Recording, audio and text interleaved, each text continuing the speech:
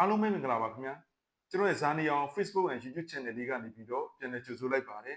ကျွန်တော်နာမည်ဇာနေအောင်ပါကျွန်တော်ဒီနေ့မျှဝေပေးခြင်းတဲ့အကြောင်းအရာလေးကတော့ sustain ဆိုတဲ့အကြောင်းအရာလေးပဲဖြစ်ပါတယ် sustain ဆိုတာကကျွန်တော်တို့ fire methodology ကနေပြီးတော့9ခုမြောက် S လို့ဖြစ်တဲ့အရေးကြီးဆုံးအဆင့်ပဲဖြစ်ပါတယ် sustain ဆိုတာကကျွန်တော်ပထမ 4S ဖြစ်တဲ့ sort set in order shine standard right တွေကိုကျွန်တော်စနစ်တကျနဲ့ဆက်လက်ထိန်းသိမ်းလက်နက်ဆောင်ရွက်ခြင်းကိုဆိုလိုပါတယ် sustain ရဲ့အဓိကရည်ရွယ်ချက်တွေကတော့လုပ်ငန်းခွင်အတွင်းမှာချမှတ်ထားတဲ့စီမင်းစည်းကမ်းတွေ standard တွေကိုကျွန်တော်စနစ်တကျအလိုက်နာဆောင်ရွက်ဖို့ရည်စီမင်းစည်းကမ်းတွေ standard တွေမချခင်တော့အခြေမျိုးတွေပုံစံအဟောင်းတွေကျွန်တော်ပြင်နေပြီးတော့မဖြစ်ပေါ်လာစေဖို့ရည်ကိုယ့်ရဲ့အလုပ်နေရာတွေမှာအများကြီးစနစ်တကျနဲ့တန်တန်ရှင်းရှင်းထားဖို့ရည်ဝန်ထမ်းတွေရဲ့စိတ်သက်ပိုင်းဆိုင်ရာတွေတာဝန်ယူမှုတာဝန်ခံမှုစိတ်သက်တွေတိုးတက်လာစေဖို့ရည် 5S ကိုကိုယ့်ရဲ့နေ့စဉ်လူရိုးလို့စဉ်အဖြစ်ဖြစ်ပေါ်လာစေဖို့ရည်ရည်ရွယ်ပါတယ် sustain ကဘာလို့ခက်ခဲတဲ့ S တလို့ဖြစ်နေတာလဲဆိုလို့ရှိရင်ကျွန်တော်လူတွေရဲ့သဘောတဘာဝအရကျွန်တော်တို့ချမှတ်ထားတဲ့စီမင်းစည်းကမ်းတွေ standard တွေကိုလုတ်ကန်နေမှာပဲအချိန်ကြာလာတဲ့အမျှကျွန်တော်စနစ်ဟောင်းတွေအကျင့်ဟောင်းတွေကိုကျွန်တော်ပြန်လည်ပြီးတော့လုတ်ကန်တက်တာတွေပြီးလို့ရှိရင်ဒီနေ့လောက်ရမယ့်အလုပ်ကိုကျွန်တော်မနေ့ကပေါင်းလုပ်မယ်ဆိုတဲ့စိတ်သက်တွေဖြစ်ပေါ်လာတာတွေပြီးလို့ရှိရင်ကျွန်တော်ချမှတ်ထားတဲ့ system တွေ standard တွေကိုစနစ်တကျ control မရှိတဲ့အခါမျိုးတွေမှာ 5S ကကျွန်တော်တဖြည်းဖြည်းနဲ့ပျောက်ကွယ်သွားနိုင်ပါတယ်အဲ့ဒါကြောင့်ကုမ္ပဏီတွေလုပ်ငန်းတွေအများစုက 5S ကိုမအောင်မြင်ရခြင်းနဲ့ရည်ရွယ်ချက်ကတော့ကျွန်တော်တို့မလုပ်နိုင်လို့မဟုတ်ပဲနဲ့ကျွန်တော်တို့ချမှတ်ထားတဲ့စီမင်းစည်းကမ်းတွေကိုစနစ်တကျနဲ့ရေရှည်မထိန်းသိမ်းနိုင်တဲ့အတွက်ကျွန်တော်တို့ 5S ကမအောင်မြင်ရခြင်းဖြစ်ပါတယ် sustain ဆိုတာကလူတွေရဲ့အကျင့်တွေချမှတ်ထားတဲ့စနစ်တွေကိုကျွန်တော်ရေရှည်တည်တံ့အောင်စနစ်တကျစီမံခန့်ခွဲခြင်းဖြစ်ပါတယ် sustain မှာဘာတွေပါဝင်လဲဆိုလို့ရှိရင်ကျွန်တော်စီမင်းစည်းကမ်းပိုင်းတွေပါဝင်ပါတယ်ကျွန်တော်ချမှတ်ထားတဲ့ standard တွေစီမင်းစည်းကမ်းတွေကိုကျွန်တော်နေ့စဉ်လိုက်နာဆောင်ရွက်မှာလည်းဖြစ်ပါတယ်ဥပမာအနေနဲ့ကျွန်တော်လုပ်ငန်းခွင်တွင်ကတူးတွေကိုကျွန်တော်ယူသုံးပြီးတဲ့အခါမှာသူ့ရဲ့တတ်မှတ်တဲ့နေရာတွေမှာကျွန်တော်စနစ်တကျပြန်လည်ထားရမှာလည်းဖြစ်ပါတယ်ပြီးလို့ရှိရင်ကျွန်တော်တို့ရဲ့ရုံးစပွဲတွေပြီးလို့ရှိရင်ကျွန်တော်တို့ရဲ့ set တွေဝယ်ရောက်တဲ့ကကျမ်းမြင့်တွေကိုလည်းကျွန်တော်စနစ်တကျနဲ့တတ်မှတ်ရှင်းထားရမှာလည်းဖြစ်ပါတယ်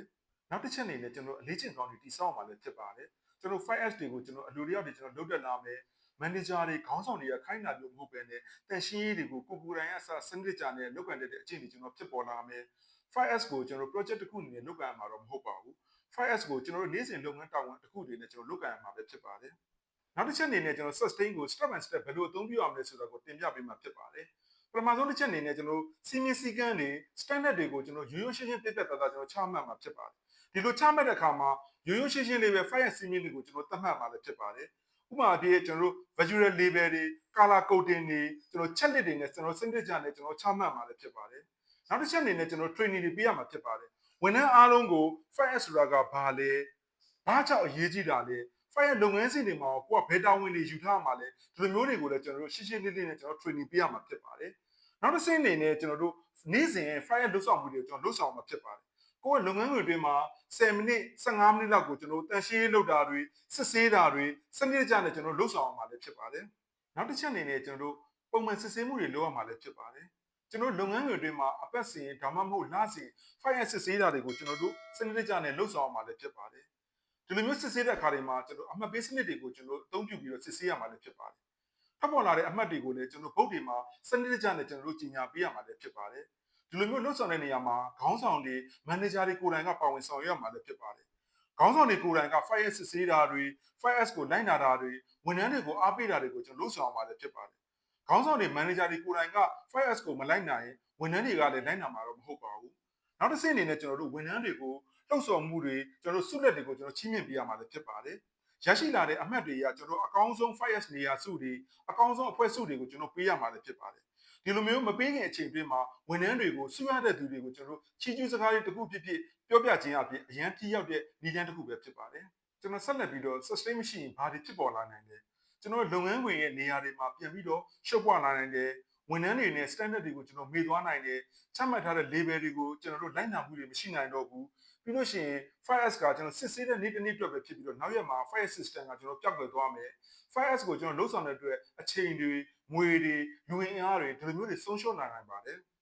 နောက်ဆုံးတစ်ချက်အနေနဲ့ကျွန်တော် sustain ကိုလှုပ်ဆောင်ခြင်းအတွက်ရရှိလာနိုင်တဲ့အကျိုးကျေးဇူးတွေကိုကျွန်တော်တင်ပြပေးမှာဖြစ်ပါတယ်ကျွန်တော်လုပ်ငန်းတွေအတွင်းမှာကျွန်တော်တို့လုပ်ငန်းနေရာတွေကတန်တန်ရှင်းရှင်းနဲ့တည်တည်ငြိမ်ငြိမ်ကျွန်တော်ပြန်လည်ဖြစ်ပေါ်လာမယ်ပြီးလို့ရှိရင်ဝန်ထမ်းတွေရဲ့စီကံလိုက်နာမှုတွေမြင့်တက်လာမယ်ပြီးလို့ရှိရင်ကျွန်တော် safety ပိုင်းတွေပို့ပြီးတော့ကောင်းလာမယ်ကျွန်တော်လုပ်ငန်းခွင်အတွင်းမှာအလုပ်လုပ်ရတာတွေကပို့ပြီးတော့မြန်မြန်ဆန်ဆန်တွေဖြစ်လာမယ် lean management တွေ Kaizen တွေကကျွန်တော်ရေရှည်မှာပို့ပြီးတော့အောင်မြင်လာမှာပဲဖြစ်ပါတယ် ဒါတွေကတော့ကျွန်တော်တို့ sustain ကိုလွတ်ဆောင်ခြင်းအတွက်ရရှိလာနိုင်တဲ့အကျိုးကျေးဇူးတွေပဲဖြစ်ပါတယ်